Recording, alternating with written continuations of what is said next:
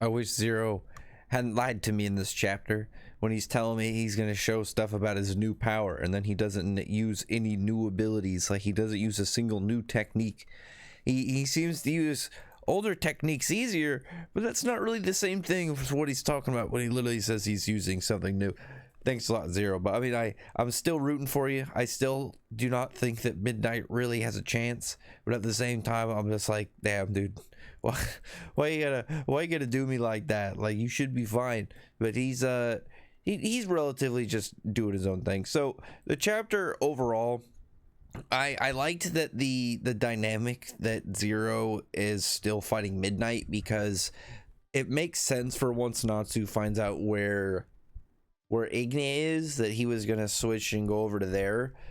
But this has me wondering, like, what exactly is going to be happening. It does make me wonder if we're going to be having one of my old theories, which I'll talk about later. But right now, essentially starts out like Natsu is there. My guess is once Zero was mad about Natsu in the first place is when Midnight got him an illusion.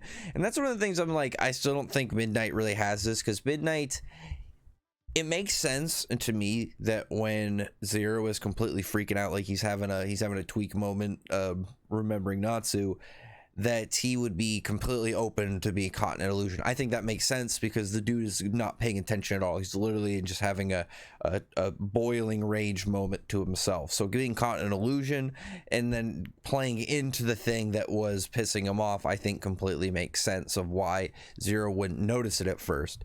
But the thing is, if Midnight did something somehow to end the fight there, it'd be one thing.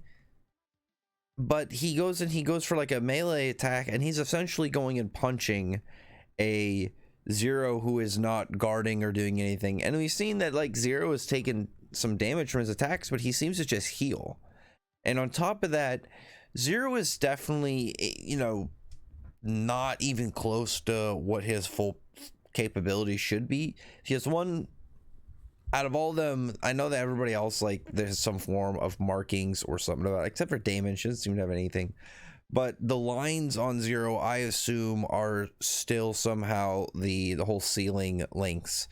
And once those are gone, I would assume that he's either going to switch with Brain, and then whatever his Aetherius would be, maybe it's just Zero this time and Brain is not going to be involved at all, and the lines go away and it's Zero more powerful, and then we're gonna get his Aetherius. But I'm like, I would assume that regardless of whatever Brain or Zero, once the lines go away, happens, that is going to be another stage, and this is essentially the first out of, again, I would assume 3. It's like Zero with seals, Zero without seals, Aetherius, and that would be his set. So Midnight having a little bit of contending capability here, I give him some credit for, because with him, he's like raw talent, I'd say, somebody kind of like Minerva, but at the same time, I don't really see him in this fight really have anything that's really that dangerous, because he does have a really good magic, but Zero should know exactly how his magic is. And even some of his earlier attacks, he seemed to just literally grab the ability and just kind of swipe it away. And we were switching over as well from this chapter to see Wed and Urza. I was a little mad because I saw the cover and I was hoping we were going to see Hot Eye and Gaia, and we were going to get Gaia then name his black magic ability, and we would see a little bit about him, but we didn't get anything about that fight, which annoyed me a little bit, to be honest. I was like, dang, I really liked the chapter where we saw previously about just learning a little bit about their magics, their black magics, but we didn't get Gate, and we didn't get Gaia at all, and Zero didn't name what his black magic was exactly. But we just ended up going to Urza and Wed, which is still cool just because I like them. Obviously, I want to see what's going on with them. They're just having some general sword play, just some clashes and like dodges and stuff. And Urza gets like a slight like nick onto his mask, and his mask cracks, which I was thinking about this yesterday. I was trying to think of a video to talk about Wed, and I wanted to talk about why does he wear the mask, and I was like prepping up some Bane Batman style thing where it's going to be with Wed's face on there. I might still do it. I mean, I guess the next chapter is literally going to be him with the mask off, so we'll see exactly what that's going to be like. But with the illusion, I would assume that if you're trapping Zero in an illusion, everything that Zero did is something that he can do. Like where he uses Genesis Zero way faster, it just drops it immediately onto his opponent, and then he's able to use Dark Capriccio and Dark Rondo at the exact same time from both sides. I don't really think that that's that crazy. He's just using 2 spells consecutively. I don't know why you wouldn't just want to use Dark Rondo or Dark Capriccio twice. I feel like it's just way better than Dark Rondo. Dark Rondo does never really seem that kind of crazy. It at least from what we saw, it seemed more of just like a widespread attack. But it's like if you're using multiple, because he's not using, because out of the 2 of them, it's 2. You got to look at it. It's like with Dark Rondo, it looks the same as what you would see before, whereas like Dark Capriccio, he just has lots more. So it's like, why don't you just use Dark Capriccio twice? I feel like he's just way better. And it was a really cool effect when he lands the hit and, you know, it's just a big explosion, and Natsu had like no color and the illusion was breaking, so like the panel looked like it was shattering.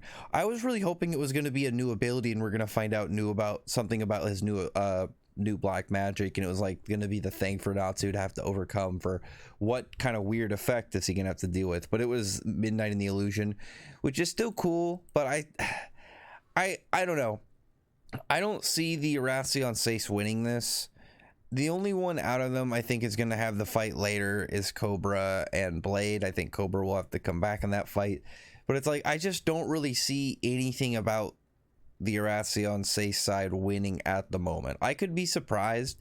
Maybe they could win 1 or 2 of their fights, but I just don't see them walking away with a clean sweep, just because the only way I could see that happening is if Ferris is literally like, oh yeah, these were my weakest ones, and then she immediately rolls out a higher end level and she's like, now I'm doing the 7 kin, and she's got Hades revived and Zankro, and she's got a whole list of like new people to kind of fill in the other 5.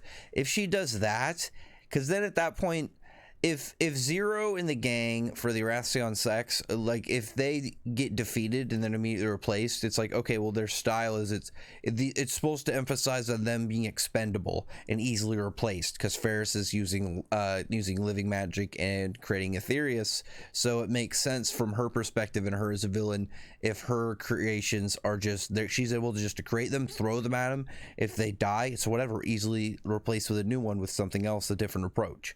And I'm really hoping that if, like, I like Zero, obviously I really want to see what Zero can do, and I'm hoping he's going to last for a while. And I also really like Gate, so I'm hoping Gate does something relatively more interesting.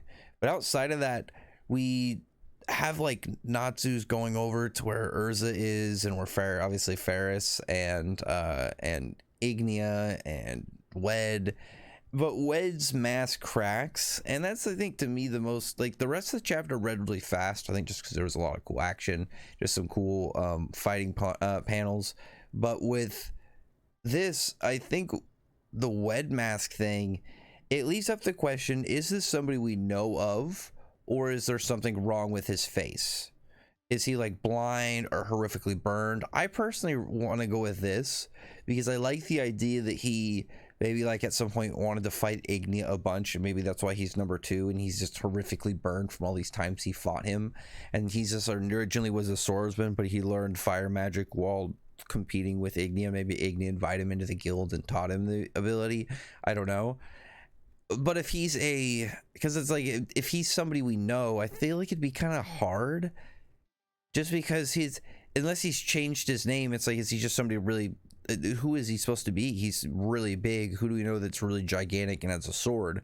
I was thinking as like a really interesting idea. It's like, what if he's the Earthland version of like a Mimi, but male, and has instead of wanting to be a melee fighter, went into the way of the sword. So it's like, instead of being obsessed with physical training, being obsessed with sword fighting and beating other swordsmen. I think that would be really cool. I would like, well, I guess we're assuming Wed is a guy. Wed could easily end up being a woman, like some really tall chick, but we'll see. That'd be really interesting if that was the case too. At the moment, I'm just assuming Wed is a guy. because it's at least from what they've depicted. But maybe it's like they like Lekka and them have also assumed. Who knows? Like at the moment though, it's like the mystery and kind of the value of having a character that's wearing a mask. So we're gonna have to wait obviously the next 2 weeks to see what's going on. It's weird because this chapter read and like talked about, it went really quick, because obviously the first part it's an illusion, so it's like just between the two of them, and then the two parts swapped. It's like another pretty quickly set fight, and then you are getting the cliffhanger of the mask shatter. So whoever Wed exactly is going to be, I think it's going to really set the tone for exactly Ignia and his setup with humans. Because say it's like, it's going to be like more of like a fun thing with like it being a human, or not human, Earthland Mimi. I don't imagine it's going to be as serious in terms of like getting in the guild and placement. It'll be more of like some like personality kind of like connections. But obviously the side of being with Fire and Flame and being with Ignia and Ignia's plan, I really like the idea. This is just like, I like the idea of it being a new character, but it's like his face, there's something wrong with him. Like he's blind and his eyes are burned and he has just horrific burns all over his body, kind of like guts. But this dude just like, maybe one of his eyes are good, but I kind of like the idea is he's just like, his face is completely scorched and he has no sight, because we don't really have any characters like that can kind of sit in that area the same way. And it would be really cool to give us sort of like a badass blind great swordsman, because usually it's like the katana guys, and so it'd be really cool to have him like that. Plus it would, like I said, if it was something that would give us a little bit of story instantly, a little bit of context clues into his own personal story, I think that would be like really just a value piece of mystery going forward, because he's gonna be dragon like. Obviously he's gonna have the horns and he's gonna have some teeth and whatnot, so it's gonna be kind of hard in my opinion for it to be, oh, it's a character we recognize. Because this is like, if it's somebody that we recognize, like who is it gonna possibly be that is now over in Swordmaster now in Guiltina, different name, is gigantic. Like he's not like 25 feet tall, but Wed is like, he's like 8'5". Like he's pretty big. When you just look at the picture of him on volume 18, he's a big dude. So it's like there's not a lot of characters I can think of that match. That's why I was saying like Earthland Mimi, because like Mimi's around that similar height and they have similar-ish personalities in terms of how they respect their opponents. But that's just one of those things where it's like, maybe it's just the respectful way about them is the similar thing. Wed though, I don't know. I really like the idea more so of him being a completely new character and him not being a different dimension equivalent of anybody else. Because then it's like, okay, well, who else is some alternate dimension? Why is it just this version? You know, so on and so forth. I'm really hoping that we end up getting a return of the Moonlight Divinities with Celine. Like she's got to have at least her kids or them turned into dragons with, you know, maybe Dragon Mimi at some point.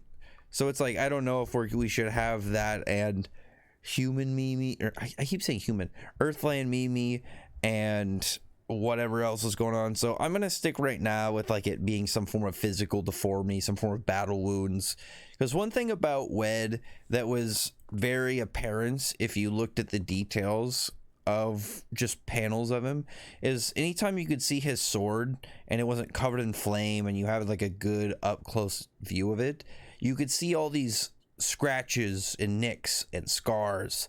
And I would imagine he's somebody that like really takes the marks of a battle and carves them essentially onto his like soul and being. It's like, you know, that whole idea, it's like every single scar tells a story. So it's the same way with him and his blade, and you can see that. So it's like, is that going to be the same thing with him and his body? Because once we see him again, he's gonna have dragon altered features. So it's like I would find it hard to believe that we're gonna have a character that we're gonna recognize immediately, somebody very direct. And if it's like somebody like, oh yeah, Earthland Mimi. I don't really know what that's gonna really do other than it being a cool world building thing, just to be like, oh cool, it's a connection. But it's like at the same time, it'd be really neat just to have something completely different again. That is, it is easy to give him, but it's very odd and telling because of the characters that are adjacent to him. Like with Ignia, it's like if he's covered in burns, you would assume that Ignia gave it to him. It's like, well, then why is he the second in command? Well, why does Ignia respect this guy so much, who was a human, to the point where he would make him his number two? And there's just some form of mystery with their relationship. I talked to somebody the other day about like Ignia and Acnologia, and it's like talking about like which one's better. And it's like, honestly, it's like, okay, well, I'm gonna talk about Acnologia. The Acnologia is better, especially with like the anime. They gave him like a lot of good stuff with his backstory. It's, but when you pay attention to the story, you can easily piece stuff together to really understand more about him, and obviously the downfall of like where his character went to and everything. And he's got so many large impactful moments on the overall story. Ignia though has a lot of stuff that's in the works and cooking, and he has a lot of half set like backstory that we already have, because we know enough stuff about it, like obviously Igniel and stuff with Natsu. You can kind of like figure out ideas, like a way to connect what Ignia's problems are over to there, and there's just a lot there that you can work with, but Ignia's just aren't in fruition. So it's like there's a lot out of this arc I would love to see. So if we get something from Wed and Ignia that shows more, like just more sides to both of them and interactions with them that we haven't seen with anyone else, that would do a lot to just, you know, flesh this character out. Maybe Wed is the one that made Ignia start to be like, you know what, humans aren't so bad. Humans are kind of okay. He just met a human that he liked. Because I feel like that would be the natural way for a lot of dragons. Like if you were a dragon and you didn't despise humans, but you didn't really care. You were like, whatever, you know, sometimes a human shows up to fight me, tries to slay me, I just kill him or whatever. But it's like at some point, maybe you pay attention to him, and you know, out of 100 of them, you find one you like, and you're like, you know, this guy's kind of interesting. Maybe I'll keep him around. Because like if you're like a dragon, you have to have some form of like want of entertainment once you get bored of some form of activity that is reoccurring.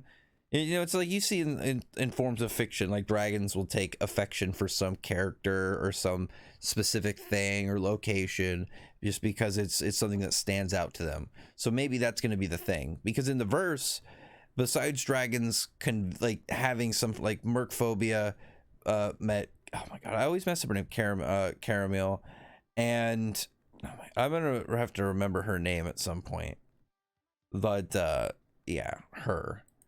I always forget the exact pronunciation of her name. She's her and Poliushka, Poliushka. I'm pretty sure I've got her name almost down, but you know exactly what I'm talking about. Like there's somebody in that, like with Igniel, it seemed like Igniel was mostly fine with humans, but with Natsu's the one that kind of like really sealed the deal with him. If they run into somebody in the world, that's going to be the thing that kind of sets them and say like, you know what, humans aren't so bad. Maybe we can coexist. I kind of like you guys.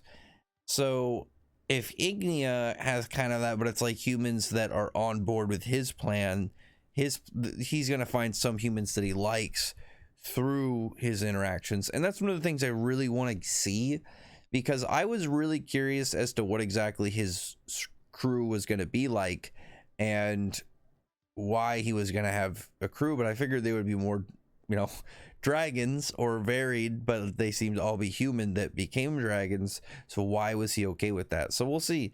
There's a lot in here just to kind of like shape up with and figure out what's going on.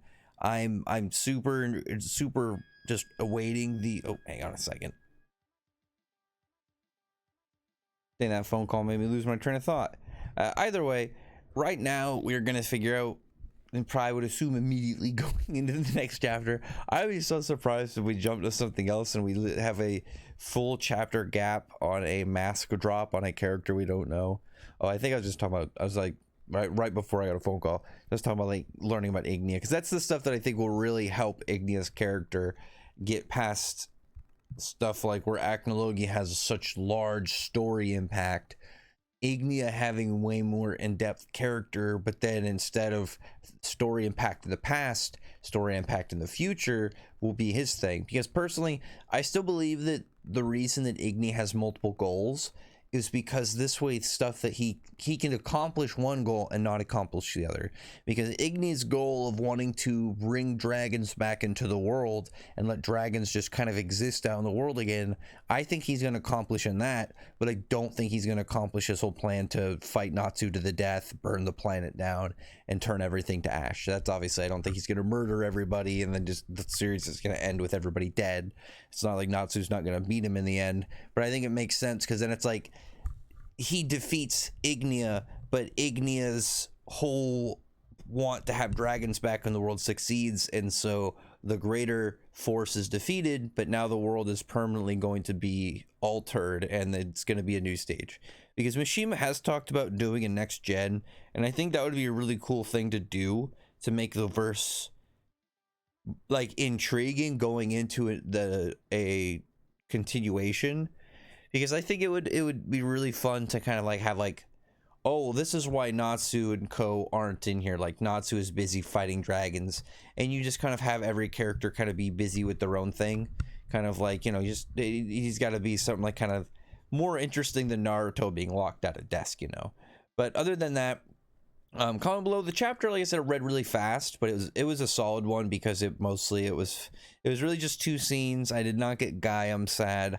I would say the thing that made me more sad is we didn't get any like real new stuff from Zero. I would say really the only thing that we got that was new was that he could use a ray, like what was it, like 10 dark Precios at the same time with one arm. So I would assume he could double that if he did it with both arms. That's the only thing I would say that's really that crazy for him. Definitely for Midnight, I give Midnight 100% props, even though I don't think he's gonna win the fight. Because the thing with Midnight, I don't think he has a strong way to finish him. He doesn't have any like real big dangerous move to end his opponent. But I just don't like. I've got to give him props for the fact that he saw an opening. He saw Zero completely just freaking out for a second, and he went and smacked him with an illusion and talked to Natsu for a moment, and then was able to get an attack. And I just don't really see how he's gonna win. But other than that, though, comment below. Tell me what your thoughts are if any of the Sace can win. Who do you think could win, if any? I prefer if they just got out of there. I think it's going to get a little chaotic, and we're going to have like the God Seeds or maybe some of the Fire and Flame members show up to take on the Erasion Sex members, and the Sace members are going to have to go, and we'll get eventually maybe like a rematch for Cobra, and that's going to be the only one that really defeats any of the Sex members directly. But other than that, comment below. Maybe they come back and be the support for some of the Fairy Tail members or somebody, Gray or Mirror Jane or Connor or whatnot. And tell me what you think about this one. But other than that, talk to you guys later.